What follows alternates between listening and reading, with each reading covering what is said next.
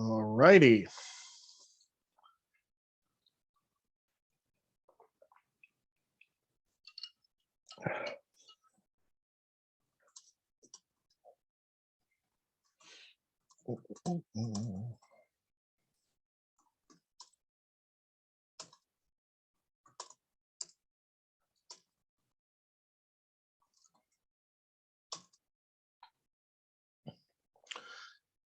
Okay. Can everyone hear me?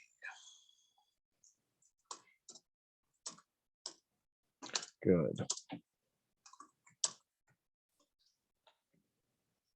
Okay, so we've got the our friend the Siberian cat just sitting here, just to keep you amused before we started. So, okay, so let's look at the syllabus. So last week was expressions and interactivity. This week is chapter 4, selection or decision control statements. I believe that's what they call them in the Gaddis book.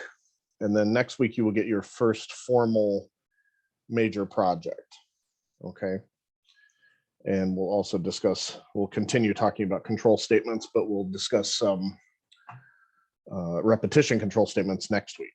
So this week, we will just talk about selection control statements. Are there any questions about previous material or anything up to this point before we start? Any questions? You can feel free to raise your hand or put up a symbol in the question in the chat or what have you. No? Okay. So for those of you who have had Java, this will not be particularly challenging or unusual because a lot of the syntax will be very, very similar to what you're already familiar with. And if you haven't programmed before or you're not familiar with Java or any kind of C-style language, say if you've had Python or Swift or something like that, there still should be similarities with that. If you've never programmed before, welcome. And you should be able to,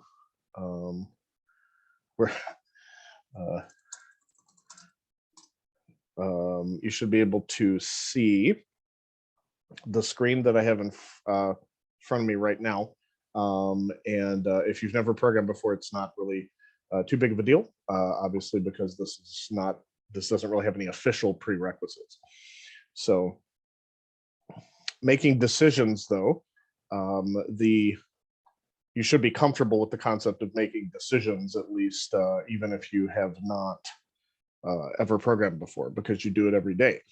And now this is kind of how we start telling the computer to make decisions. All right, so the first set of things we need to learn are relational operators in order to understand the way that operators work in C++. So I'm actually going to create a new project. Make sure we're on C++, empty project. And let me see here, what did I name these things? I guess this is week 5, right? Week 5, CIS 2252 selection control.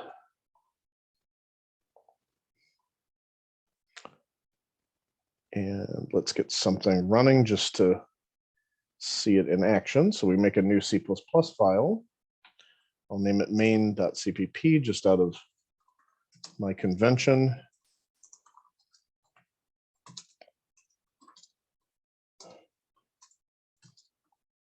And just to double check, make sure everything's plugged in right and is working, we will build this. And then when it succeeds, we will start it just to make sure. And there we go. We get our hello world, pretty much what we expected. Okay, so no questions before we start? No pertinent business? No questions. Okay. All right, so we did discuss at earlier lecture, we did discuss actually the arithmetic operators, right? So we've got the addition operator, subtraction operator, multiplication operator, division operator, and modulus operator. And you've also got the compound operators that are associated with those. So those are basically shortcuts for longer syntax. So instead of, for example, on this first one, instead of saying like A equals A plus B, you can actually just say A plus equals B, right? So, okay, so instead of this, you can write just this. Further, we also discussed the increment and decrement operator, which are both short as well. So if we wanted to do A plus plus, that's the same as A plus equals 1 or A equals A plus 1. All three of those statements are essentially identical. So those are the arithmetic operators.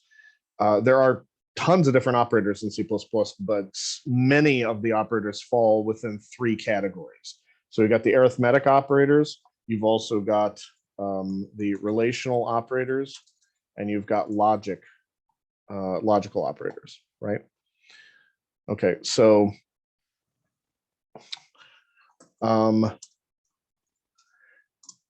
if we look at the relational operators right here, we see that these are the ones that relate to different elements together or to one another in all these cases. And two of these that are considered relational, some people split them out into a completely different category, but I think it's a little bit, you know, silly. Yes, there's A minus minus as well. You can do that as well. So someone was asking, is there that? And that's the same as A minus equals 1 and A equals A minus 1. So yes. So relational operators are the other category, one of the other categories of operators. And in this case, we have greater than, less than, greater than or equal to, less than or equal to, is equal to, and not equal to. What makes the relational operators particularly special, I'm going to delete these or move them out of the way at least. We'll delete them, I guess. We don't really need that. But relational operators, things that makes that special is that the result is a Boolean, okay? So even though the operands don't have to be Boolean. So if I say something like int A equals 5 and int B equals 6, I can compare A and B and ask questions about them and then get a true or false, right? As a result. Now, obviously, since these are, you know, fairly obvious that 5 is not greater than 6, this can be applied to its operands and it would return false. Okay, so each of these returns a Boolean. Examples, so you have like something like 12 greater than 5 is true, 7 less than or equal to 5 is false. If x is 10, then x equals 10. So is x equal to 10 is what the question you're asking, and then that's true. X less than or equal to 8 is false. X not equal to 8 is true. And then x equal to 8 is false as well, assuming that x is 10 in these cases.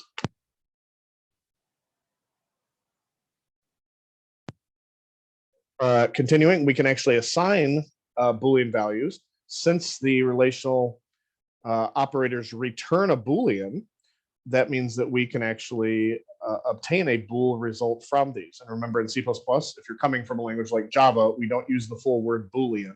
In Java, this would be Boolean, but it's just bool in C++. You don't really need the parentheses here, but this is just to keep it really clear what's going on. But this technically in C++, it's assigning a 0 or a 1 behind the scenes. But we can we look at those as the constants true or false. Now in Java, they have actual special keywords that are values that are not directly compatible. So for example, false is not directly compatible with 0.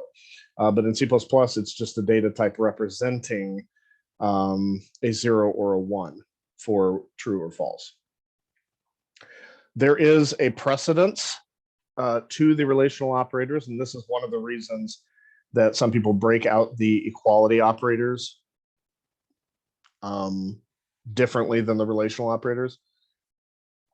But I would just consider them all part of the same group. It's not really different. They're just a lower precedence. So if they are encountered, they are left to right associative, and then you put them, or you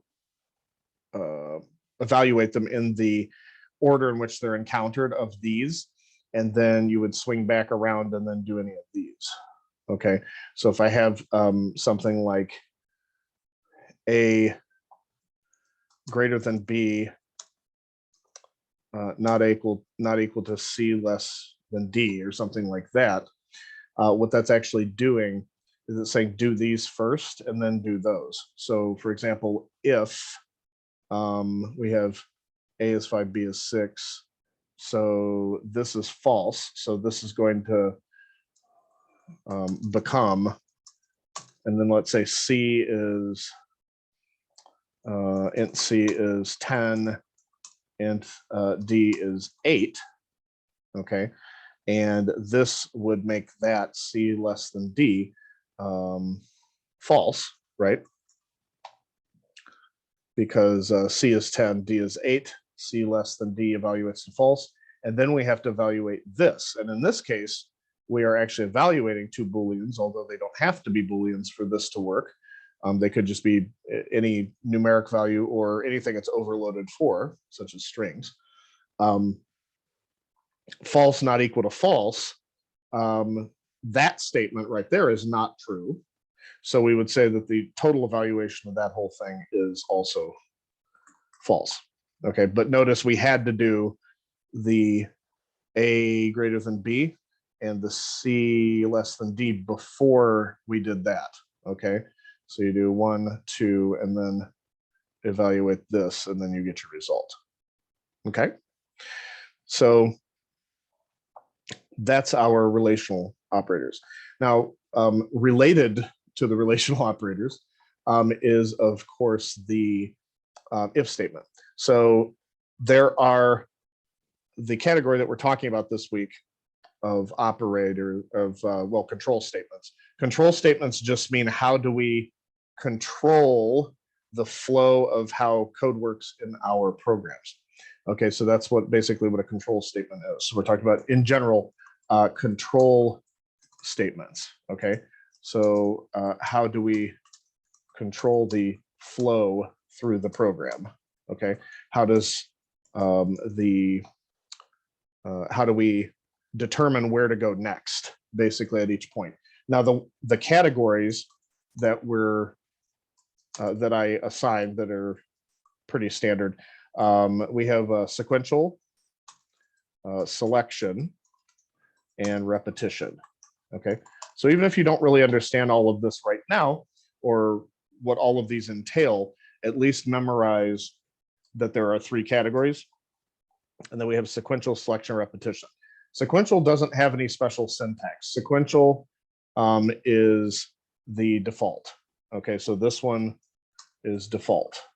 That's just as I type code, it reads this, executes it, reads that, executes it, reads that, executes it, reads that, executes. So it basically says, okay, declare this, assign it a value, declare that, assign it a value, keep going, blah, blah, blah, blah, blah. It keeps going. So selection is, these are also called decision control statements. Okay, and that's what the book, I think, prefers that term, I believe.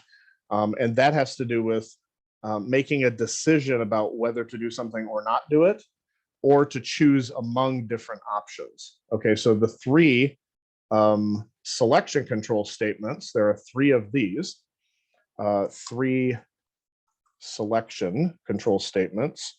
You have if else, and switch. Now, some people would consider if and if else the same statement, but I'm dividing it up. And you can actually chain these, because you could say if this is true, then do it. Otherwise, meaning else, do this other thing.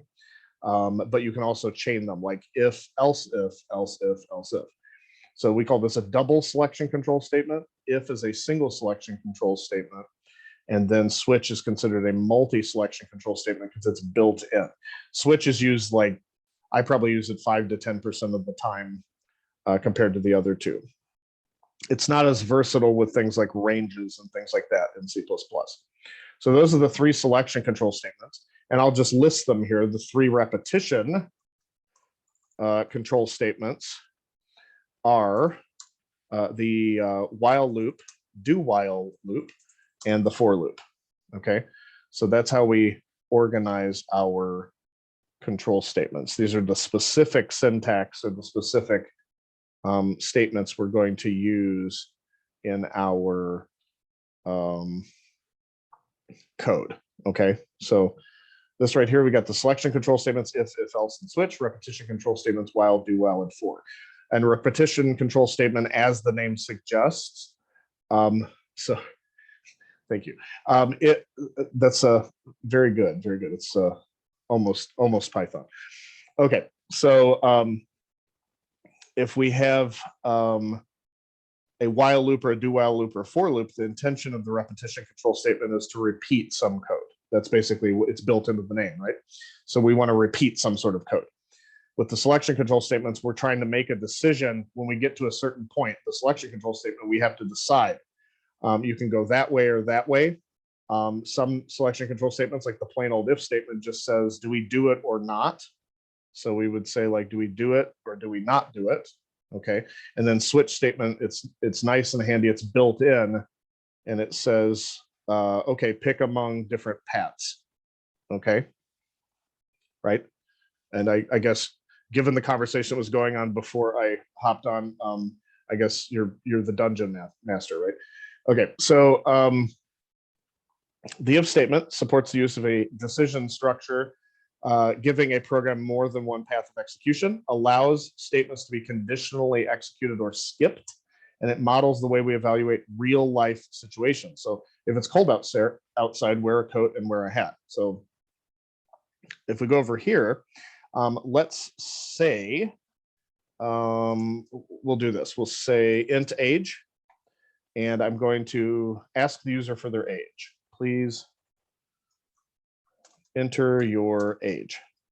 Okay. Now for right now, I'm just going to say cn goes to age, and then I'm just going to print out your age is, just so we can make sure it's working, everything looks good. And then we'll start integrating selection control statements, because right now everything's in sequence within this method, or within this function rather, main function. So everything is within sequence. Declare this, print that out, ask for the, print this out and prompt the user for the age, obtain the age and store it in age, echo the age back to the user, and then terminate the program.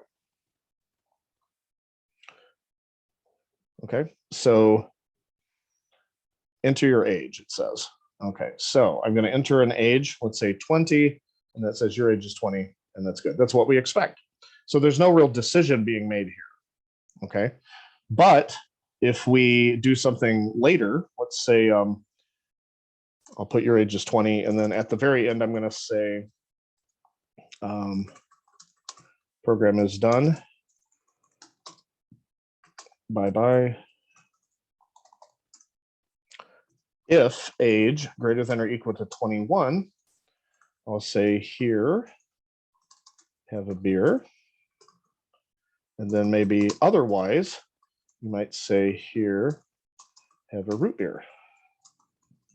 Okay, which is non-alcoholic. My doctoral advisor at the University of Michigan said that when he first came over, he's from China, when he first came over to the United States and went to a restaurant with his wife, he said he ordered a root beer thinking it was just an American beer of some sort. And then he, when he started drinking, he was like, God, this is sweet. So it was kind of a funny story about that. So, but root beers, as we know, is a soft drink. It's not alcoholic. So he had to find that out the hard way, I guess. So personally, I would prefer a root beer over a beer, but that's just me, my preference. So age greater than or equal to 21, we put here have a beer, otherwise here have a root beer, and then program's done, goodbye. So let's see what happens when we input the age. Build it, and then we will run this. And please enter the age. Let's put 16. Let's say your age is 16. Here have a root beer, and the program's done. Bye-bye. So up to this point, everything's sequential, right? It's in sequence. It's linear, it's sequential. But when it gets here, we have a decision to make, and depending on that decision, it goes either to this code or it skips entirely over this code and goes to this other block of code and does this. So you notice that unlike sequential, which goes basically line by line, essentially, within a function, when you get to a decision, this is the first one where we learn we can actually skip over a particular code, depending on the outcome. And if it were true, it would print this out and then it would skip over this, okay? So if we took the else off, it'll just say here have a beer or nothing. Okay, so let's actually run that real quick, just to show you. So for this one, if I put 16, it'll just, it'll say my age at the top. It'll evaluate that 16 is not greater than 21. And since that's false, that's Boolean false value, it skips over the entire thing and then just continues in sequence with the program. So that's a regular if statement. It either does something or just doesn't do it. And if else, like this, will either do this something or do something else. Okay, here have a root beer. So let's see what happens when we do an age that is, we'll say 25. Okay, it'll say your age is 25, here have a beer, and then program's done, bye-bye. So it went to this part, evaluated that 25 is greater than or equal to 21, and printed out here have a beer, and then skipped over this part that evaluates what happens if the if statement's condition is false, and then it continues on its way. Now, let's say we wanted to chain if else statements together, we can do that. So I can put else if age greater than or equal to, we'll say 18. I used to use, not that I condone it, but I used to use the statement here have a cigar, but I can't even do that anymore. So I had to come up with here's your here's your draft notice. That would be something, I guess, legal for 18-year-olds. So here's your voter ID. Okay, it's not refreshing like either a beer or a root beer, but maybe we'll also give them and have a 7-Up. Okay, so okay, so what will happen here is if this first statement is false right here, if let's say the age is 19 greater than or equal to 21 is false, so it actually continues down here and then evaluates this one, is 19 greater than or equal to 18, that one's true, so it goes in here and it'll print out all this stuff. Okay, so let's build it, and we're going to enter, we'll use 19 like we said before, and then it says your age is 19, here's your voter ID and a 7-Up. Okay, so what's actually happening here, this is kind of interesting because a lot of you might be wanting to ask the question too, what about if it's only one line of code, do we need curly braces? And the answer is technically no, you don't. So actually this or this else statement down here would not need curly braces because they're only one single statement. And with an if statement or an else or even the loops, we'll find out that they only evaluate the next statement. And if you have curly braces, that whatever's in there counts as one single statement. So it kind of is like a sub statement. So it goes in and it evaluates anything in there. Since we have more than one, we have to put curly braces here. Now, this is the reason I don't like to do this, because if we have something come along, let's say this is commented out right here, just for a second to make it a little more clear. And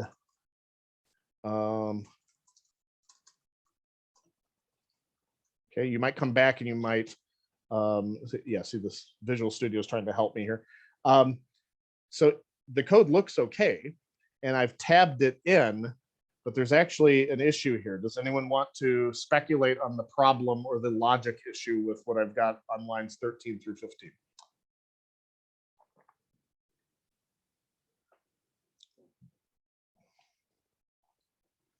Yeah, no curly brackets.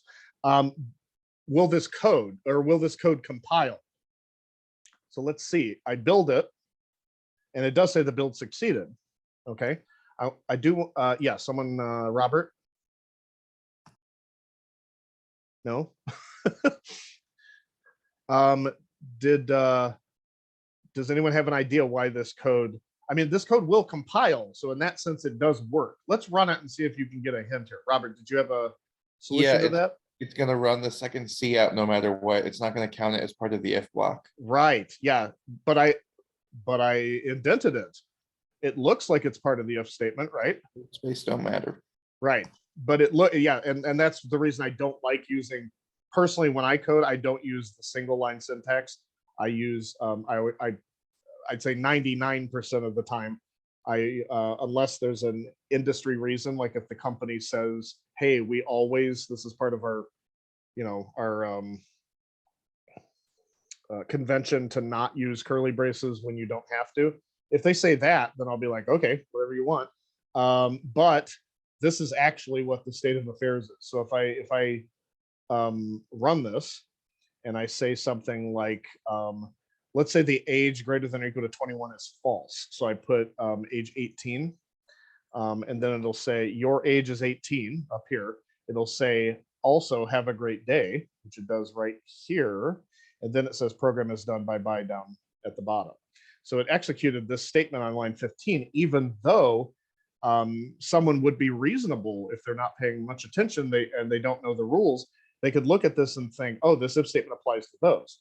Now, magically in Python, it does consider things like indentation, but most languages don't. So what I do is, even if I have a single line, I personally prefer using using both lines, or using both the curly braces, just to keep it really clear what's going on. Sometimes that's a matter of preference. So I'm not going to take points off if any of you choose like that you prefer doing it that way. With, if you don't have to, don't use these. I'm not like hardcore on it, but it's just, that's my preference. But you should be aware as you're coding what actually applies to what. Okay, so you have to be very careful.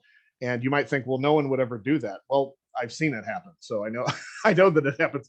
I've done consulting work where I've gone back, and that was actually the cause of like these major malfunctions in these programs, because someone forgot. They went back, found the if statement that someone had put there, and said, oh, we also need to do this, so let's type that, and then they save it, push it up to be, they test it briefly and think everything's working fine, and then push it up to the code, the continuous integration and deployment system, and it ends up not getting approved because there's like, someone finds a bug, it's not working, why isn't this working? And they inevitably, in that situation, you start looking around and realize, oh, someone changed this, added this extra condition, and it's unconditionally executed, because it's not really a condition. It's just always executing because they didn't use curly braces. So that's my own cautionary tale. Just be careful when you do it if you don't choose to use these. But if you have more than one line that it applies to, you have to. There's no ifs, ands, or buts. So it may surprise you that I could actually do code like this.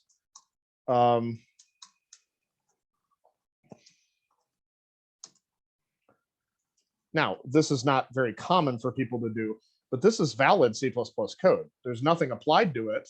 It's just considered in its own block. And for example, the only thing this is doing is it's making B and C local variables to this block of code. So if I tried to access them out here, it wouldn't know what I'm talking about. So it says C is undefined. So these blocks of code, you have to think of them as their own living entity, and they may or may not have something applying to them, like an else or an else if. So just give them respect. Know that they're doing something, and that they do prevent you from you know, accessing certain things outside of their blocks. So a lot of people do that. They'll say, oh, well, if they're 18, I also need to say, you know, number of parties this week equals 20, and then they decide to access that out here. Num parties this week. Maybe they increment it or something like that and then print it out. Well, it doesn't know what num parties this week is, right? Because where was it declared? It was declared in here. Now I could go up here outside the if statement and say num parties this week, and then take off the int here, so it's no longer local to there. This one's just saying it's never used other than oh, it says uninitialized. Yeah, that's the problem. Okay, so it may not be initialized, so we'll have to start at 0. But again, that's a warning in C++. Java wouldn't let you compile that, but C++ is like, oh, it looks in memory and it says, oh, you have a square there and you'd like to increment it. Let's do it, and then it just blows up. So you have to be much more cautious with C++ than with Java. So we want to make sure that it knows what we're talking about, that it's initialized, and that before we use it. So this is no longer declared local to this block of code. So we have access it within our main function from the point of declaration. Okay, so that's the if statement. Format of if statement, they kind of go over the stuff I already did, so I'm going to kind of breeze through most of this. This right here is a flow chart. It's also similar. There's a similar construct in UML called an activity diagram, which pretty much uses almost the same symbols, except it would use like a rounded, instead of a square rectangle, it uses rounded rectangles, but it's, you know, neither here nor there. It should make sense what it's doing here. There's some sort of condition that you have to evaluate. And then if the condition's true, you go into this set of statements and then continue on in your program. But if the condition is false, you skip over those statements and then continue where you left off, okay? Or where you would leave off after the statement. Here, they're just showing you that if it's one line, you only need, you don't need curly braces unless you really want to. Here, they're saying you need it if you have more than one line. So if as a keyword, it must be lowercase. Okay, so C++ is a case-sensitive language, which means the cases do matter. So condition must be in parentheses. So some languages allow you to get away with not putting the condition in parentheses. Do not place a semicolon after the condition. So don't put one like in the condition or after the parentheses. Don't do that. And don't forget the curly braces around any multi-statement body. And I would argue even around a single statement body myself, but that's a preference, not a requirement. This is a requirement. Okay. Don't confuse assignment statements with comparison. Remember over here, when we were talking about the different types of relational operators, remember we had this one, or we had these two, the equality operators, equal to and not equal to. Those are for doing comparisons. You take the operands and then you return a true or a false, right? A single equal sign, if I say A equals B, I'm not comparing the two. I'm taking whatever value is in B and filling A with it. Okay, so I'm setting this container equal to whatever B contains currently. So it makes a copy of whatever B contains. Okay, so that's called the assignment operator. And then this is called equals to, the double equals. Okay. Style recommendations. Indent each statement in the body. I strongly recommend you use the style that I use here. I mean, some people will do this, which is, this is kind of a preference thing too. I personally don't do that, but I prefer it like completely on its own next line. But it's a preference. I mean, some people will do, well, actually, some people will also do this, where they'll even put the opening curly brace on that line too. So you are saving a couple lines of, you know, not really lines of code, but you are saving space. So it's more compact. So that's why a lot of people do that. That's not my personal preference, but it really doesn't matter. In Java, I typically will actually code like this, not the 3 on a line, but the 2 on a line like this. But in C++, I typically code like that. That's just, again, I think it was when I started with Java or started really getting into Java, I think that was one of the clues I gave my brain to the fact that I wasn't in C++. Because if you know Java, you can see that a lot of these, if you ignore the cout statements here and just look at things like variable assignment and declaration, like up here, and the format of the actual if statements and else and all that stuff, they're identical. So there's nothing really different. So that's what we have. So when using curly braces around the body, put them on lines by themselves. Again, that's a preference. That's the style recommendation from Gaddis. This is what I tend to do, but it's again, it's a recommendation. So we have an expression whose value is 0 is considered false. An expression whose value is non-zero is considered true. Okay, so usually we use 1 to represent true, but it could be just anything non-zero. So actually 5 would be considered true. Okay, so you have to be very, very careful with that. This is one of the gotchas in C++, especially with if statements. What would happen if I wanted to say, like, if age is equal to 18 and I want to do something special? It's like welcome to adulthood or something, right? You know, woohoo. It's funny how certain statements can sound weirder depending on what voice you use. Like if it's like, welcome to adulthood, baby, you know, that's dirty, you know. But if it's like your child, it's like, hey, welcome to adulthood, baby, you know. It's like it's completely different vibe there. Anyway, but what happens if we do this? So this would not jive in Java, and it will give you a warning, but this is the compiler just giving you or the IDE giving you a warning, and it's even telling you what it thinks you did wrong. But this will compile. What do you think it's going to do? Anyone got a guess? Is this going to be, because the if statement needs a statement that's Boolean, so it needs a true or a false. And if we put double equals, hey, you know, we're happy because we know that's a relational operation. But what if it's just a single equals and we compile this and let this go? It will compile. We'll tell you that. But do you think it'll determine that that's true or false, or what's going to happen? Any ideas? Yeah, it'll assign age to 18. So that's your first problem. You just corrupted data that you probably didn't intend to. So that's a major problem. C++ totally let you get away with it. But what's the other? How's the if statement going to be evaluated? It'll say, okay, some people think it skips the if statement. Some people think it returns true. Well, what actually happens is before it can do the evaluation in the parentheses at all, it obviously has to do any of its assignments or greater than or equal to, or any of its different operators on the different operands. And then the if statement's only going to evaluate whatever's left. So what we actually get here is if 18, and then do something. Do you remember what we just said about this? Any expression whose value is non-zero is considered true. So it will, by happenstance, actually still execute.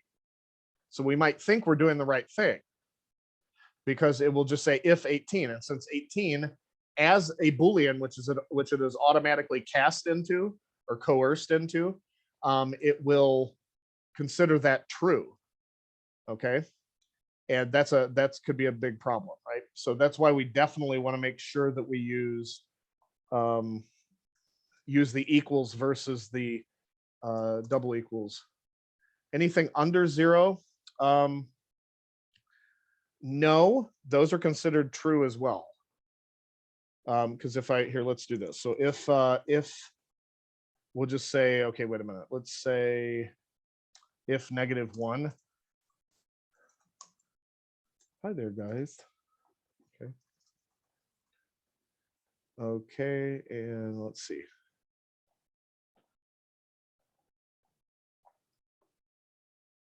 Okay.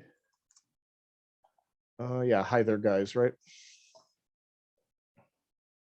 So anything non-zero is considered true, right? Now, Java won't let you just put random integers in there. Okay, you have to either have a comparison going on. This is my cautionary tale. Caution, don't use the assignment operator thinking it's the equality operator, okay?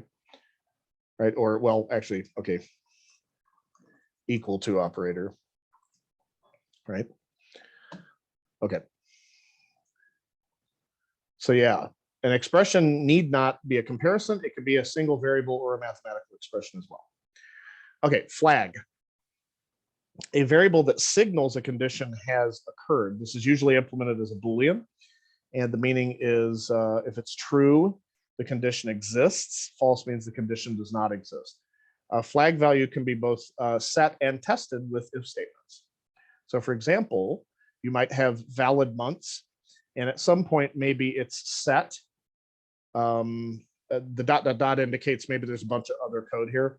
But let's say if the month's less than 0, valid months is set to false, et cetera, et cetera. Okay, does some other tests.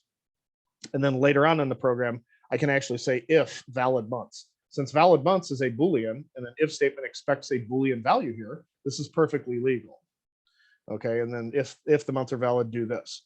Now, could you just grab this and put if months less than 0, set monthly payment? Yeah, you could in this case, but you also don't know, maybe valid months is used in a bunch of different locations. That's one possible use case. If it's used to, trigger a bunch of other stuff, instead of re-evaluating is months less than 0, is months less than 0, is months less than 0, like 3, 4, 5, 6, 20 times, you can just set it once. And once it's set, you just use this value. As long as you're not expecting an update to it at some point, you can keep reusing this over and over and over again. It's also used in loops, which we'll get to later on next week. So integer variables can be used as flags as well. Remember that 0 means false, any other value means true. So you could do this. This is kind of frowned upon in C++ in most cases because we have the bool value or the bool data type. But if you see old C code or new C code for that matter, C does not have the Boolean type built in. So C programmers, not C++, but C programmers will constantly use integers to indicate true or false. Okay. So right here, we might have something like all done set to 0, which means false. And then anytime that changes, we maybe update it to something else. Okay. And then they're going on to if else. I already demonstrated this. This is just to show you can either do this or this, and you can chain them as well. But this is what the flow chart or activity diagram would look like. So you evaluate the condition. And then if the condition is true, you go to this statement set. So that would be like this. If the condition's true, you go to this statement set. And then if it's false, you go to the other statement set, right? So you go to this statement set. All right. So here's an example, a couple examples actually. If score if score greater than or equal to 60, you passed, else you did not pass. And in this one, they say if the interest rate is greater than 0, set the interest to the loan amount times the interest rate, and then see out the interest. Otherwise, you owe no interest, right? If versus if else. So we have all this joyful stuff here. If there are two conditions and both of them can be true or both be false, then use two if statements, okay? So this is a thing that I've seen a lot of people do differently or do incorrectly, or not know when to use one or the other. So in this case, both of these could be true, right? So you could have a number greater than 0, and you could also have a number that is even. So divisible by 2 is what this is saying. So if you take the modulus of, say, 10 modulus 2, 2 fits into 10 5 times with 0 left over, and that's what modulus gives us, right? Is our leftover, our residue, our remainder, whatever you want to call it. So right here, it's just calculating that, but both of these can be true. Now the problem is what happens if you put an else here? Anyone want to take a guess? If I put an else here?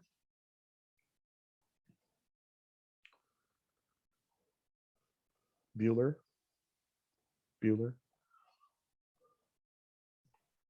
It'll resolve one or the other. Yeah, right. It'll, if this first one is true, basically, if this first one is true, it would actually skip over the second one and never evaluate it.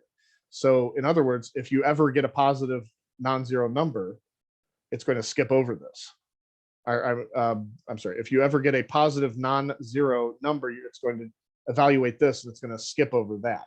Okay.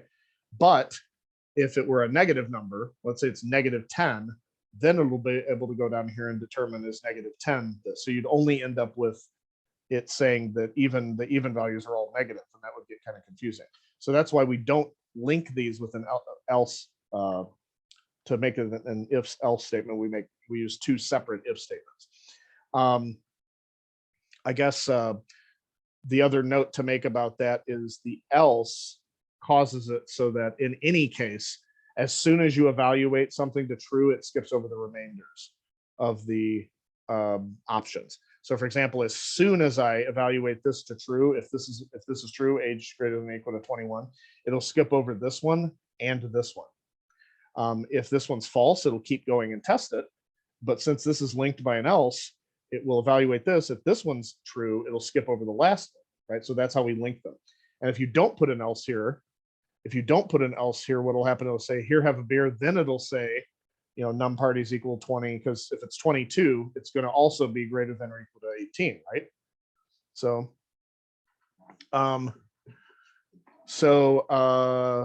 we would need to somehow restrict this in another fashion, okay, if we wanted to. And we could use logic operators, and there's other ways to do it, but this is actually the most streamlined way to do what we're doing here. Okay. So comparison with floating point numbers. So it's difficult to test for equality when working with floating point numbers. It's better to use greater than or less than tests, or to test to see if a value is very close to a given value. Okay, so that's kind of a side statement. There are some complexities involved with this that kind of go out outside the scope of what we're talking about right now. I think it probably revisits later. But if you're ever comparing floats, it's just not a good idea to do something like if you know, my num greater than or equal to 3.14, or I'm sorry, equal to 3 or 1.0 even, right? Because if you do this, there is a possibility that what's actually saved on the computer system, because of the way different things happen, is it could be some ridiculous number like that. And it might be like little, what we call floating point imprecision. They're usually extremely small imprecisions, but it can cause some serious problems when you try to use equals to or not equals to. So the solution is to try to consider using, like, you know, is it greater than or equal to that?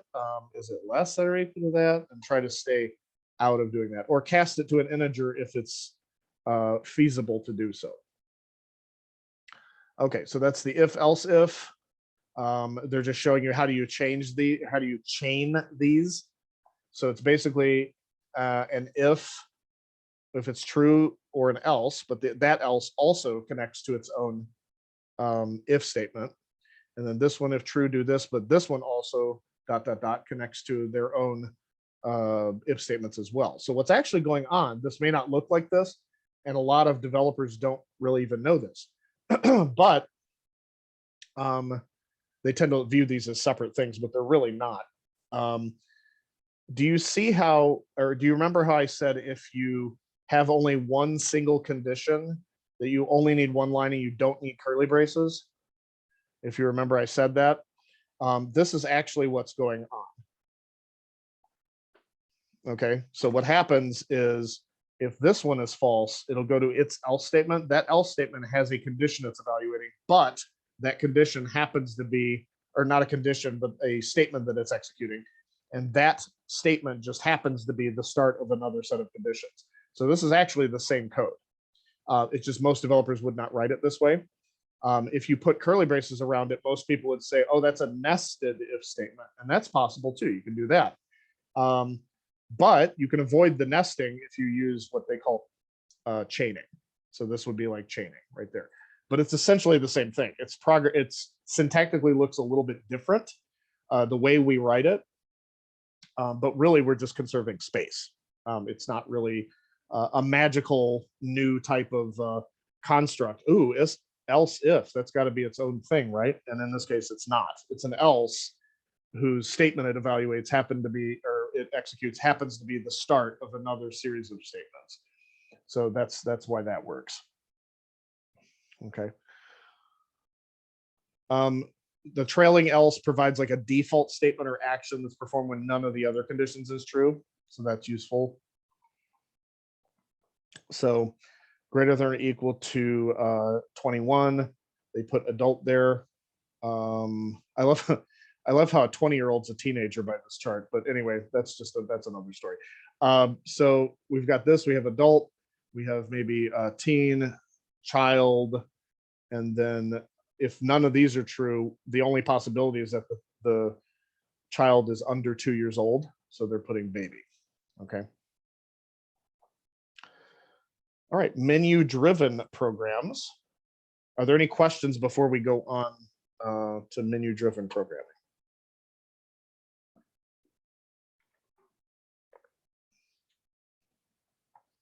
No?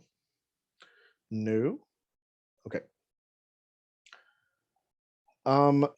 The menu-driven programs, this isn't really I wouldn't say it's its own paradigm really, but it's a style, I would say, of a program where a menu lists a set of choices and then the user has to execute particular choices based on the actions that the user selects. Okay.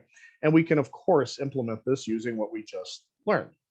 Now, this could, part of it could be implemented even if we were in a graphical user interface environment where we have like buttons and controls, kind of like PowerPoint, if click home, do this, if click insert, do that. That does happen sometimes, but they have a little bit of a different paradigm called event driven. But the menu driven they're talking here would be listing a menu in the console and telling us what our options are.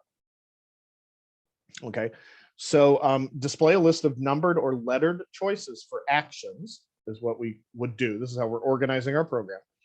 Display that list of actions, input the user's selection of the number or letter, and then test the selection in the condition on the if, else if, etc. If a match, then we execute the code to carry out the desired action. If not, then we test with the next condition. So for example, we could do this. You could say, this is a nested if statement, like I mentioned before. You could say if score is less than 100. Once we go in here, we can then test, okay, well, is it greater than 90? And then you might say, if that's no, you might put an else if, well, is it greater than 80? So you can keep going with that. So Professor? Yeah.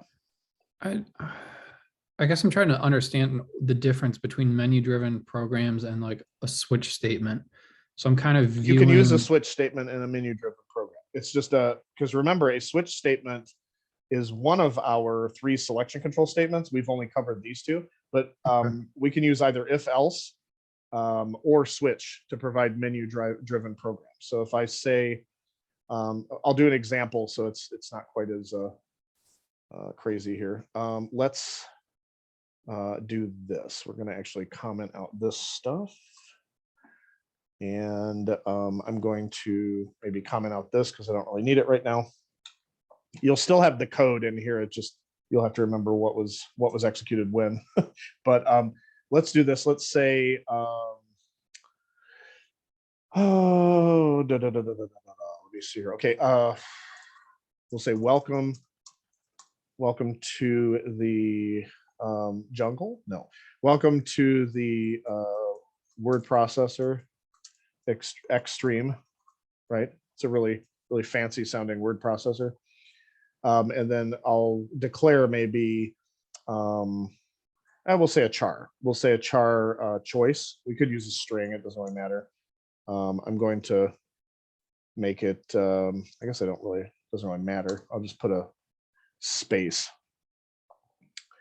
And then I'll say, maybe give them a choice like this. I'll put some tabs and I'll say, type A, or type N for new file, and then maybe I'll do type S for saved file,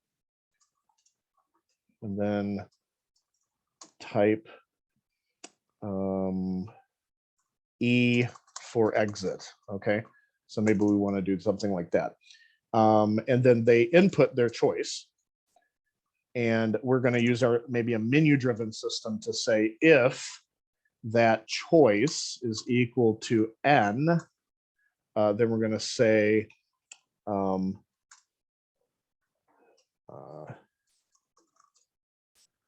you are creating a new file, ... And then we fill in the code for creating a new file. And then else if choice equals S, you are saving a file. Okay. And then else if choice is E,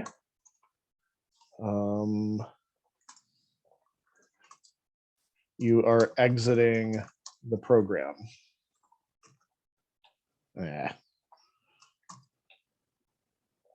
Okay. Now we might want to put also a default down here to say something like that command is not known. All right, so this is a menu-driven system. Now you could be doing a whole lot more in each of these bodies. You could be calling another function that you wrote. You could be creating an instance of a class that you wrote and connecting over a network. You could be doing all kinds of stuff in any of these choices, but this gives us the general idea of how does a menu system work. So let's do this. I'll build it. And I will start without debugging. Okay, and it gives me the options. Let me say N. I'll say you're creating a new file, right? If I run it again, I guess I'll make the font a little bit bigger too. Okay, if I type S, it'll say you're saving a file, right? If I type E, it'll say you're exiting the program. So it's being driven by this menu, what we do in the program. And then obviously if I put something it doesn't recognize, like W, it'll say that command's not known. Now, this is in some ways silly because the program is now terminating, but we haven't learned about situations where we can make the program continue and maybe ask for a valid choice or something like that. So that would be with repetition control statements we'll learn next week. Are there any other questions about that so far or anything we've discussed up to this point? Yeah, selection control statements are very, very versatile. That they're for any program, for any imperative programming language, that's what we expect there to be some sort of selection control, some sort of repetition control, and then some operations to perform on different operands. But yeah, it allows us to make many, many different choices and things like that. So, okay. Any other questions? Anyone? No? Okay, so we talked about the nested statements. I avoid these unless it's like necessary, and it's about two different things that we're testing. In many cases, I might do nesting, but usually I avoid those. So now, what will prevent us from having to do nesting are the logical operators, okay, which we'll talk about next. But first, we're going to take a little bit of a break so you can go bang your head on something or grab a little bit of beer or root beer or a nap. We'll come back. We'll be back by 7. Let me see here. 7:20. We'll say 7:20, not 20. Yeah, 7:27. Let's do that. Okay, so we'll start again. I'll put we're on break until 7:27. Okay. All right. So I'm gonna take my headphones off and we'll all go bang our heads on something and come back at 7:27. I'll see you then.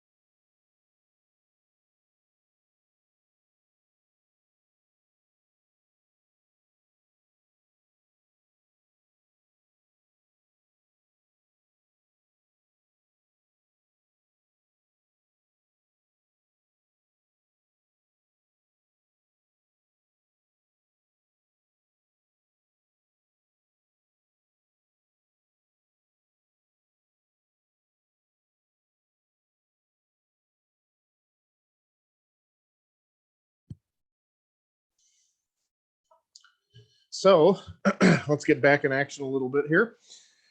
The next category of operators that I had mentioned earlier was the logical operators, right? So there are 3 of these operators available, and we have the logical and, logical or, and logical not. So the and operator, this is when new relational expression is true only if both expressions are true. The logical or says new relational expression is true if either expression is true. Now, both of them can be, and it would still make this whole thing true, but one of them has to be true at least for the whole thing to be true. These 2 are binary operators, which means that they take 2 operands. However, this last one, the not operator, reverses the truth value of a single expression. True expressions become false and false expressions become true. This is a unary operator, meaning that it applies only to a single operand. And these are some examples. So how would the program do exclusive or? That is a good question. You would have to put an or. You would have to put an or and also then say and that they're not both the same. So you'd have to kind of use a combination of things. So exclusive or, if anyone's curious, exclusive or mean it's like or, except it basically says only one of them can be true and one of them could be false. You can't have both true or both false. So you would have to just use regular or at first, and then to eliminate the both true, you would have to say and first operand not equal to the second operand. So that's basically what you would do. Okay. So logical operator examples. So if we're given these values right here, so x greater than y, so we have 12 greater than 5, and then we're asking is 5 greater than -4. This part right here, we evaluate them individually with their relational operators, and then we apply the logical operators. So we've got x greater than y. So is 12 greater than 5? That's true. So that part becomes true. Now, it continues evaluating because it has to, because now that this is done and we know it's true, the entire statement will depend on this statement right here. Okay, this condition right here. So 5 greater than -4, that's also true. So now we have true and true. And since that is the condition we need in order for the and to return true by on its own, the whole thing is evaluated as true also. Now over here, we have a true statement on the left, right? 12 is greater than 5. But then we evaluate the right and we come to the conclusion -4 is -4 greater than 5. That's false. So since both of these operands are not true, the whole thing has to be false. So the only situation in which and yields a true is if both sides of the operator, both operands, end up evaluating to true. So even if one of them's false, the whole thing's false.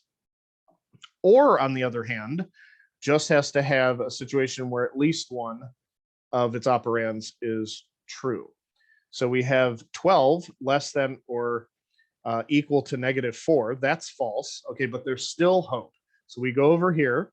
Y equal to z. Is 5 equal to -4? No, that's false too. So we have false or false, and that's clearly false.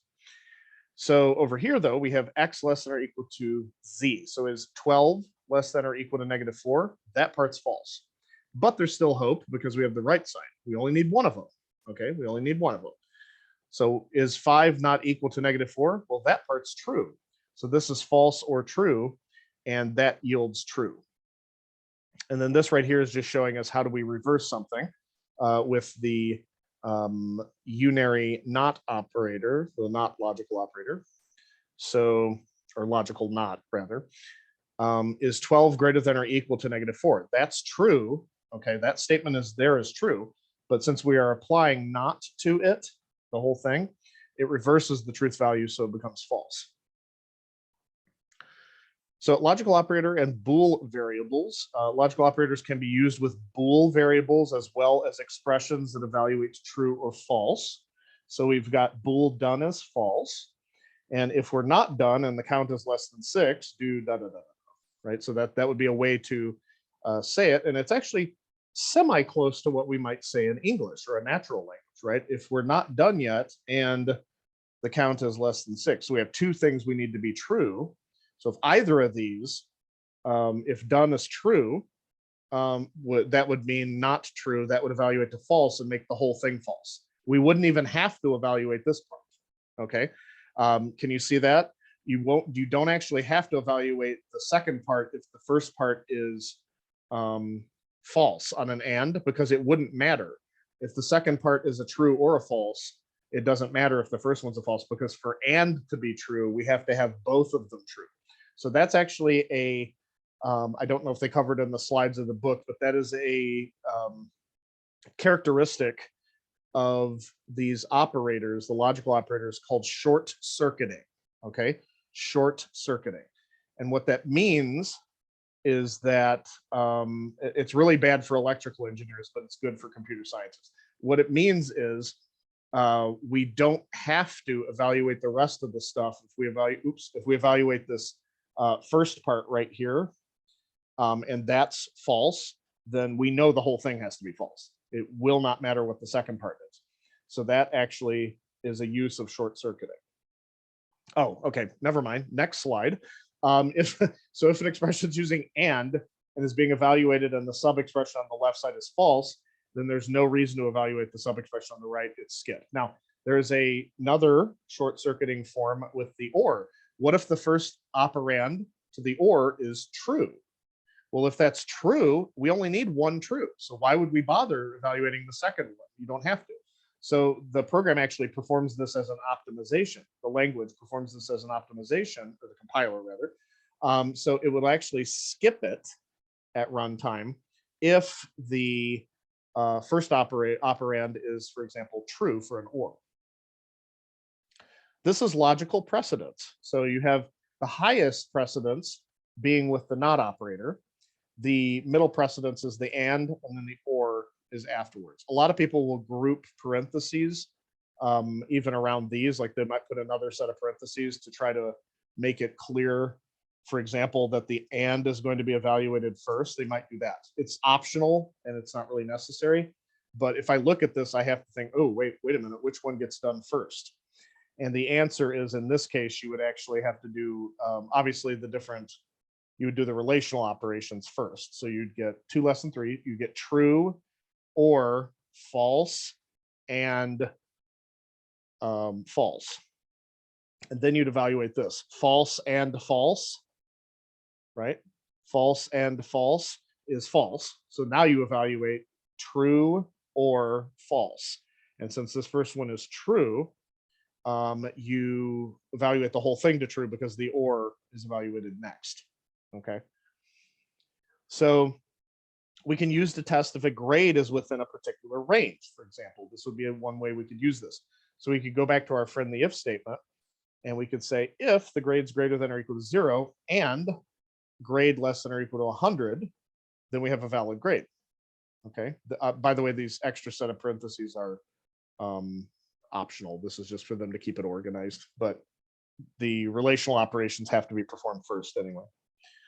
So you can also test if a value lies outside of a range. So an invalid grade would be something like this: if the grade's less than or equal to 0, or the grade is greater than or equal to 100. So the reason we use or in this case is because it's not going to be both, right? With the and up here, it could be both, or it is going to be both if it's in this. If it's greater than or equal to 0, for example, and it's let's say it's 50, then we need it to be greater than or equal to 0. So that part's true. Then we need it to be this one also. So it's within this range. And then this would be outside of range. Okay. You cannot use mathematical notation. So you can't do something like this. Okay. It will not work in C++. 0 less than or equal to grade less than or equal to 100. Although that's kind of the natural way we might think it would do it because of math. That is not the way you can do it here. You have to explicitly, you also can't say something like this. You can't say if 0 less than the grades less than or equal to 0 and less than equal to 100. Some people try to do that because they try to do it exactly the way they would say it in English, and that's also no worky. Okay, that also does not work. All right. So you have to actually explicitly state the statement that you're doing the comparison with each time, like they did here. Okay.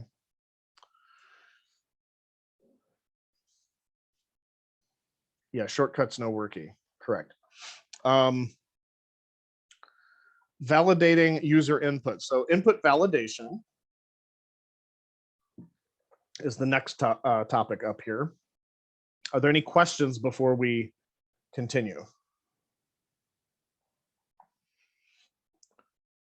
No questions?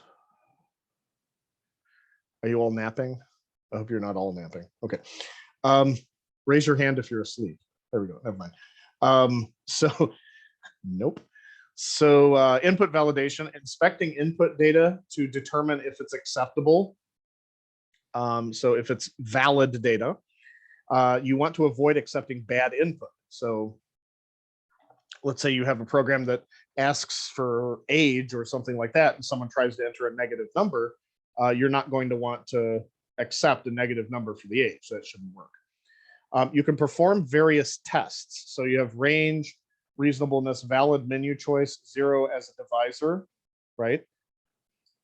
The scope of a variable, this is about blocks and scope, continuing. So the scope of a variable is the block in which it is defined from the point of definition to the end of the block. Okay, so not only does scope freshen your breath, in computers, programming, it refers to where the variable is accessible, like where you can actually access the variable. Variables are usually defined at the beginning of a function, okay? They may instead be defined close to the place where they are first used. Variables defined inside of a block have local or block scope, which I actually referred to earlier. Remember when I broke out that block that wasn't really attached to anything? When in a block that is nested inside another block, you can define variables with the same name as in the outer block.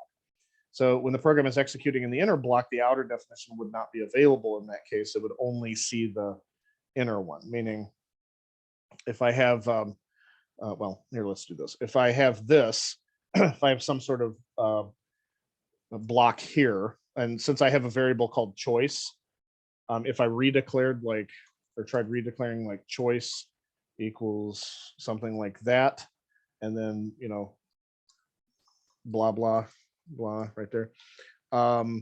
If I do that, then what's going to happen is it is in this, declared in this block, and it is not accessible outside. So this choice up here is a different variable than the one down here. Okay, this one comes into life at this point, and then by the end, right before it breaks out of the curly braces, that one dies. Okay, so got to keep that in mind. Okay, more about characters and strings. So you can use relational operators with characters and strings as well. So I can test to see if, like I actually did this earlier with our menu example. You can test if a menu choice is a particular character, or you can actually compare names, like if you have two strings, and what it'll do is it'll actually compare them character by character, okay, based on their ASCII values. You cannot compare C-style strings by using relational operators. So you have to be sure that at least one of the things you're using in the comparison is a C++ string. These functions require the CC type header file. So if I do an include at the top, I do hash include, I would have to do hash include CC type, and I can actually test if a particular character in a string is alphabetical. In other words, if it's a letter, I can do alnum, which will say, is it a letter or a digit? Is digit is just if it's a digit, and is lower is if it's lowercase. So I can actually apply this to each of the individual characters, say in a string, or just even if it's just a regular character, whatever I want to do, I can test to see if any of these are true. Is alnum is just a combination It's what we call syntactic sugar. You could put if is alpha character on the character, and then and is digit. So if it is an alphabetical character, or rather, well, sorry, or a digit, not and. If it's an alpha or a digit, then alnum would return true. These are other ones. If it's a printable character, if it's punctuation, if it's an uppercase character, if it's a white space character. So these are all really, really interesting functions. Okay, so I would use them in a fashion like if choice, or well, no, well, okay, first CC type. We have to include CC type at the top. Okay. We'll say is digit choice. And then I'm going to say, hey, it's a digit. Okay, like that. So if I run this,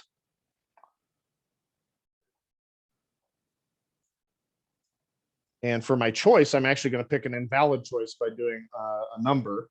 Oh, actually, let's do a valid menu choice first. So N, and you're creating a new file. That's from my earlier code here.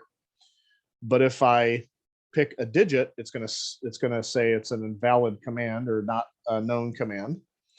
But I could just do this, and I'm going to say 4, and it's going to say that command is not known. Oh, it didn't work, did it? Why did that not work? That makes me sad. Why did that not work? Oh, it's because I grabbed the choice after I did the test, so that was really dumb. So what it did is it actually evaluated the space, so that's why it didn't get that. Okay, so let's run it again. It rebuilt automatically, even though I forgot to build it. So if I do N, it'll say you're creating a new file. And if I do something like this, if I do a 5, it'll say, hey, it's a digit because of here. And then it'll go through all these choices and discover, hey, it's not one of those choices. So it's not a known command. Okay. So that's one of the examples I gave, but you can use any of them like this with this function syntax. You're just calling a function. You put the name of the function and open parenthesis, the thing that you're evaluating, and then the other parenthesis here. Okay, so you can evaluate if there's spaces or upper case, or if they're not uppercase, if it's a space, punctuation, printable character, alphanumeric, digit, or lowercase as well. This right here, I guess before we go into this, are there any questions before we go into conditional operator? No questions. Any questions? Okay. The conditional operator. So this can be used to create short if-else statements, kind of. This is actually the only ternary operator in C++. What that means is there are binary operators, which take 2 operands. There are, of course, unary operators that take 1 operand. And then this one takes 3 operands. So it's actually 2 separate symbols, but it's considered a single operator. You put your first operand here, then another operand between the 2, and then one after the colon. So the actual operator is actually just, if you write the symbol for the operator, it's just question colon. So a lot of languages have this. Java has this, and C++, of course, has this. Python might have it. I don't remember off the top of my head. Kotlin has something similar to it called the Elvis operator. It's a little bit different, but kind of a similar idea. So we have the expression that gets evaluated here, and the expression that if this expression is true, this happens, otherwise false, right? If it's false. So first expression, if the expression to be tested yields true, x less than 0. If that's true, then we do whatever's in between the 2. This is the this, or the true part. If we do what's ever after this. So if this is false, we do what this says to do right here. So z equals 20, right? So value of conditional expression. So you can actually use it in statements like this. So this looks a little bit strange, but it's actually a way to use it. And this is a little bit more succinct than if we were using if-else statements, right? So you would do this evaluation first. So you take the number modulus 2, and if that returns 0, meaning the number's even, then if this evaluates to true, we go to here, and then otherwise we go to here, okay? So what does this mean? Well, it says result, if the number's even, we set result equal to the string even. If this is false, we set it to the string odd, and then print out the result like that. Now, you've all been waiting for this. It's very exciting. Is it still considered a logical operator? No, this is not a logical operator. This is the only logical operators are and, or, and not. Okay, this is just a, if anything, this is using relational operation with it, but it's basically, it's an expression or operator used to shortcut an if statement or if else. That's really all it does. Okay, so switch statement, the logic operators, I guess as a side note or something important to note is that the logic operators, the and, or, and the not, whereas the relational operators can take any kind of operand as long as they're comparable with the relational operators, like greater than, less than, not equal to, is equal to. As long as they can be compared, they'll take any operands, but they'll always return a Boolean, right? Those are relational operators. The logical operators always return a Boolean also, but the restriction on those is that their operands have to always be Boolean as well, okay? And that's true for most languages, save for like JavaScript, but JavaScript's like that crazy uncle you don't invite to parties, but that's another story. So the switch statement is perfect for multiple selection statements, okay? So it uses the value of an integer expression to determine the statements to execute, and it may sometimes be used instead of if-else statements. Okay, it's not good with ranges in C++. Some languages, it's really good for languages. Thank you. At least some of you got my jokes. Okay, it's good. So JavaScript's breath smells really bad. Yes, it does sometimes have halitosis. Yeah. Okay, so you switch on this expression right here, and then evaluate the different cases. Okay, so if the case is the integer expression evaluates to this, then we do this. If it evaluates to this, then we do that. And then any number of expressions, that's why they're using n as just a placeholder here. And then we evaluate that. And then the default is kind of like a dangling else statement on a bunch of if else's. This is basically just saying what happens if all these other ones are false. Now, int expression has to be an integer variable. Here are the restrictions. And here's why switch can sometimes be very useful in C++, but it isn't as flexible as if and if else, okay? In Java, you can at least evaluate using a switch statement, you can evaluate it on strings, although that wasn't always the case. They added that in Java 6 or maybe Java 7.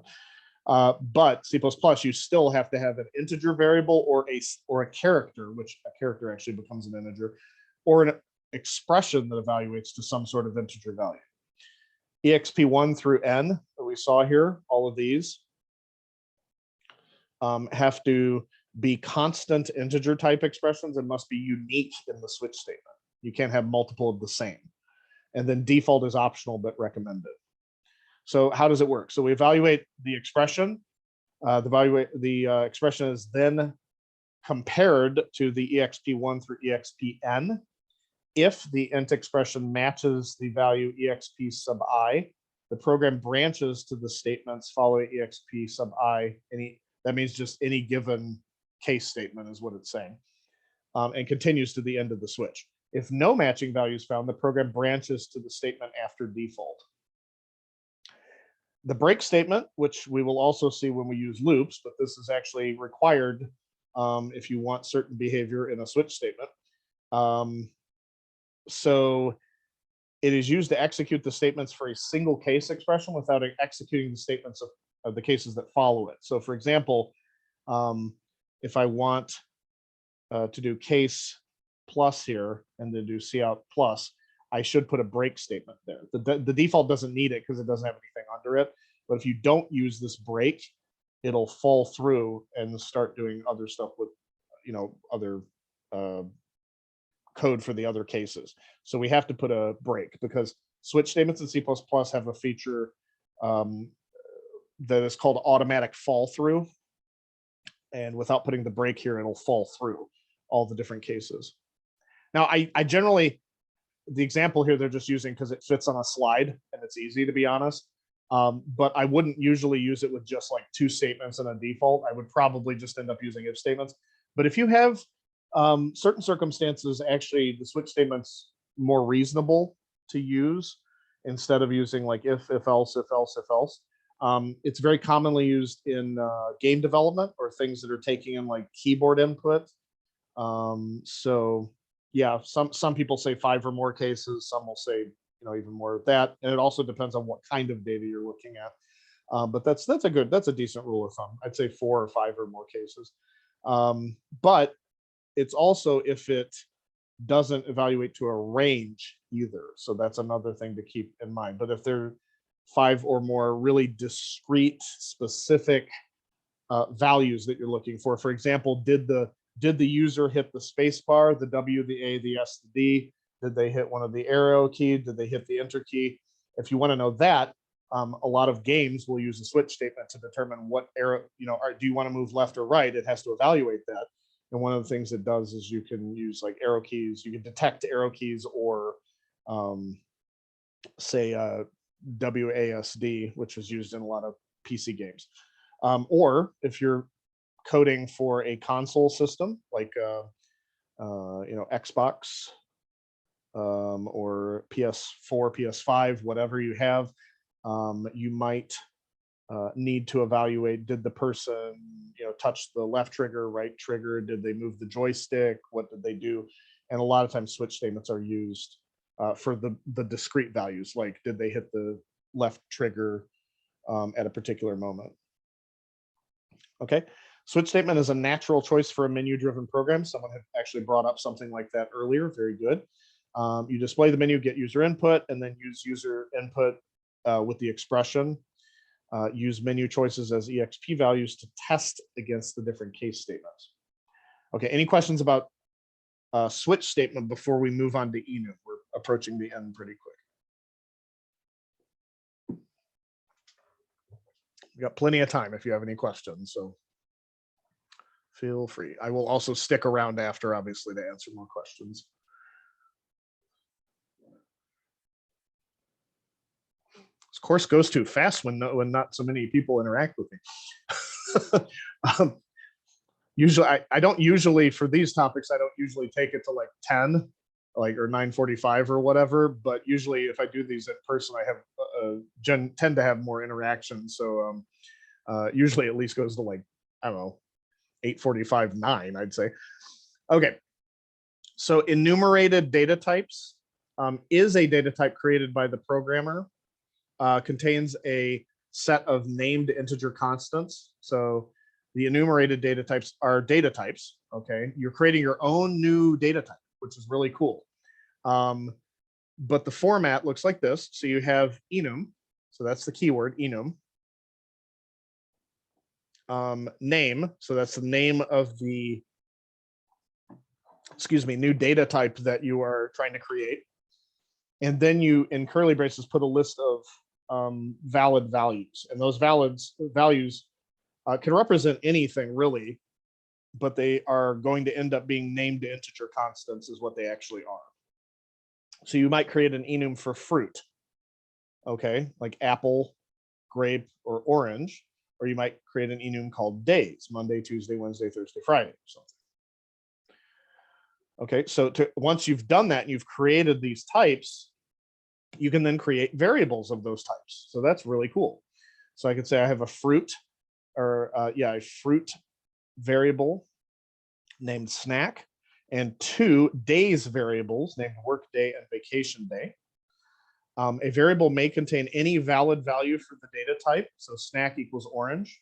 There's no quotes because this is not a string. Okay, it might get a little confusing because we're kind of using it. We're not really paying much attention to the fact that it's actually an integer under the hood. We're actually using them as like these special values, but just don't use quotes, okay? Because they do have special values. But what they actually have underneath the hood, unless you specified otherwise, is they'll have numbers 0, 1, 2, etc. And they're constants, okay? So a lot of people will actually capitalize these like this. They'll put apple and then orange or grape and orange in all caps because they are constants. And a lot of people, when they write constants, they make them all capital. But that's mostly a matter of preference, but it is a common convention. You can override the default association of 0, 1, 2, etc. by stating, for example, apple is 2, I want grape to equal 4, and then orange to equal 5. Now you might have multiple reasons for doing that, but you can do that, so just keep that in mind. Enumerated data types can be compared using their integer values, okay? So you can do a comparison. Let's say I know that grape is 1 and I want to say snack equal to 1. Now you wouldn't normally do this because this actually takes away the semantic reason that you're using enums in the first place, but this in most cases, but this is giving you an example of something you can do. However, even though you can do the comparison like this, you cannot assign an integer value. Like if you want to make it an orange, you have to say snack equals orange. You can't say snack equals 2, even though that's the corresponding value. You just can't do that. Some notes about enumerated data types. So enums, or enumerated data types, improve the readability of a program rather than just using like 0, 1, 2, 3, 4 to represent different fruits or different days or whatever. You can actually use these named constants like we had up here, right? So it's very, very useful. Enumerated variables cannot be used with input statements such as cin. So you can't directly take in the enumerated variable, the enumerated name, okay? You have to set it some other way. An enumerated variable will not display the name associated with the value of an enumerated type if you use it with cout. If you say cout and then put an enum variable, it'll actually print out the corresponding number. It's not going to print out the name. So if you want it to print out a name like apple or orange or something like that, you have to like do either a switch statement or if else statement comparing whether the enum variables you're interested in are equal to a certain value, and then if they are, you print out the corresponding value, but do it as a string. So it kind of, you have to put a little extra work.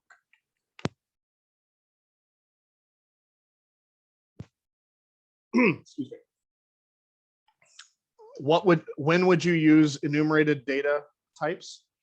Well, there are many different cases. It's any situation where you have a bunch of constants that you want to kind of group together because they're related, and you want your code to be a little bit more readable. For example, like instead of doing something like work day is 3 or 2 or whatever number because that doesn't have a lot of built-in semantic value, meaning it doesn't, you don't know right off the bat. You're looking at it, you're like, what does the 2 mean? Does that mean how many work days they're working, or does that mean like how many days they've been at work this week already? What does that even mean? I don't know what a 2 means, but it's much more semantic value if you use enums in a situation like this. They can look at it, someone can look at the code immediately and say, oh, if the work day is Wednesday, if the current day is Wednesday or what have you, I do such and such and such. Okay, but they do end up being very, very useful. In fact, as I mentioned earlier, I kind of keep going back to this because it's a familiar thing to a lot of people, at least playing video games and working with video games and things like that. But even if you don't, it should be reasonably understandable that when you're playing a game, sometimes you hit certain keys on the keyboard, and those are interpreted as particular movements and things like that. that's actually the keyboard, what are called key codes, are actually enums. They're actually enum values. So if you created if you're working on a game project and you said, give me the thing with the key code alpha A, then it will know you're pressing the A key, okay? And test if current key down is alpha A, do this. If it's alpha S, do this. If it's number one, do this, or numeric one, or whatever the key code is.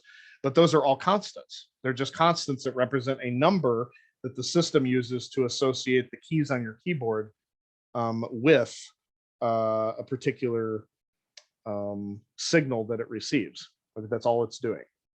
Now, this is different in many ways than just evaluating characters, because in a game or something like that, you might hold down a key. They have to know, are you continuously holding down this key, rather than, oh, it's just some text data A. So it needs to know, are you holding the specific key down, or did you tap it 3 times, or did you, go to the space bar? Are you holding multiple keys down at the same time? Because we do that a lot in games. Okay. I probably have arthritis in my left hand solely because I crouch too much in Rust using my pinky finger. So it's probably the case, even though I do tons of stretches. I'm almost 40, so it's probably messing my hands up. Okay. So any more questions about enums or any of the other things we talked about, or something you're not clear on, or that I might need to review? Okay. Anything? Hello? I'm convinced at least half of you are taking a nap right now, but that's just me. Okay. That's okay though. I mean, it's good nap time. I've been told I sound like Morgan Freeman. Actually not. They actually the only voice comparison I've been compared to was God, who was it that someone said? It was Mort from Family Guy, I think is what they said. I don't know that I should be like happy with that though. Okay, I was going to ask the same as Brian, so I have no questions. Okay. And can you go to the next slide? Yes, I can. That slide right there. Yes. So that this slide is just saying you can compare the constant or the variables to the values that correspond to the constants in the enum, but you cannot assign it directly any of these enum variables with the, like, say if the snack has type fruit, you can't just directly assign it to number 2, even though there might be a fruit corresponding to 2. You can't do that. It's because they don't want, it's to prevent you from setting it to invalid fruits, basically, is what it's trying to do. Okay, is there an engagement assignment this week? I don't know if I posted it. Did I post an engagement assignment? I don't remember. We will check though. Okay, let me see here. Oops, wrong one. Sorry, oops.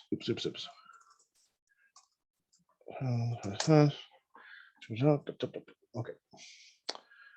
And we have this. What do we have? Oh, did I? Okay, well, I have the Zoom meeting link and learning guide. So I didn't put a announcement, but the learning guide is here, and no week engagement this week, so you can catch up with any of your reading and learning that you have to do. So none of those this week. All right. Yay. Exactly. You're welcome. You're all welcome. Yeah, I used to not have engagements, but then people had commented to me and on evaluations that they felt kind of aloof, like kind of floating out in the atmosphere, and didn't feel like they were really connected. So that's one of the reasons we are encouraged to do basic discussions, and also you learn some on the way. So I mean, that's obviously useful, but it makes you feel a little bit more like you're not just kind of floating out on your own. So it does. Yeah, communication does help a lot. It really does.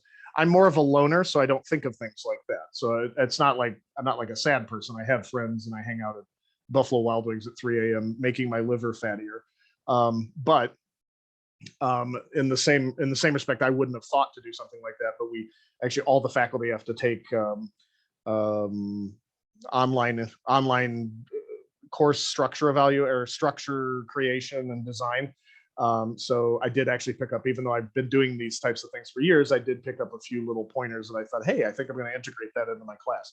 So yeah, a lot of people. That's right, David. A lot of people are not very. It may not be lack of motivation, but they're not very self-driven. They need someone to kind of drive them. In some cases, in some ways, I tend to be like that, and in other ways, I'm not. So I've kind of learned I have to get stuff done, but. For example, if I wanted to like retake some calculus classes just for fun, I know that sounds sick to you, but most of you, but if I wanted to say do that, let's say I want to take a calculus or a chemistry course or something like that just for fun at OCC, I would probably learn more and be more driven to actually do well in it than if I was just taking it on, say, Udemy or watching YouTube videos or something like that. Even though I would probably still learn, and if I could push myself, I might even learn almost as much as taking the actual class. But it really does help to have a driver, something driving you to do stuff. Yeah. Okay. So I've got the we got the Zoom meeting link. I'll post hopefully if it compiles properly, I will post the link to the meeting we actually had over Zoom after this is over, and also the code that we worked on today. So you can have access to all of this fun stuff. Are there any other questions? And I will stick around for a while. If not, yes, you too, Brian. So if anyone else has any questions, I will stick around to ask them. But other than that, you are dismissed. Please feel free to email me or stick around to ask you questions. Everyone's just loving each other in the chat. I think if you guys get this happy about not having an engagement, I don't know what to think. So yes, you're welcome. Everyone's welcome. Yes. I'm getting private messages, public messages. Yes, you're welcome, Todd. Very good.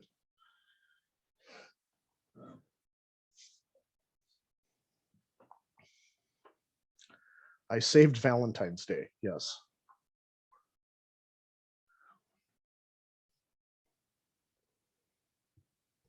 I had a question about C++ in general. Okay.